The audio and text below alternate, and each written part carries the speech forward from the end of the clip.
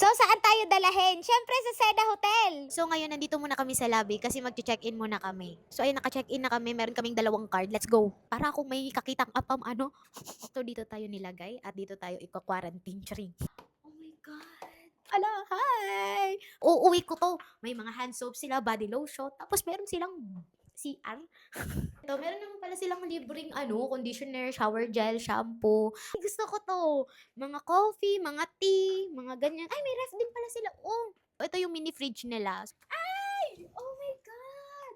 Everything, na na na, praise the Lord! Ito yung pahingang gusto ko. Sobrang lamig ng aircon. Parang ayoko nang mag-check out. In fairness, pag check-in mo, meron na kaagad afternoon tea. Ayan, ang sarap ng mga bread. Ate ko, ubusin mo yan ha. Baka takaw tingin ka na naman dyan. And ayan, ito naman yung pa-dinner nila. Ang sarap ng mga pagkain. Gusto ko to, gusto ko to. And ayan, pagkatapos kumain, matutulog na kaagad. Grabe. Ayan, tama na ang tulog, te. Gumising ka na dyan kaya mag-check out na. Grabe ang view. Parang let's review. Charing. Ang ganda talaga. So, ayun guys, mag-check out na kami. Mamimiss ko tong hotel na to. So, magbubuk ako ulit. Charing.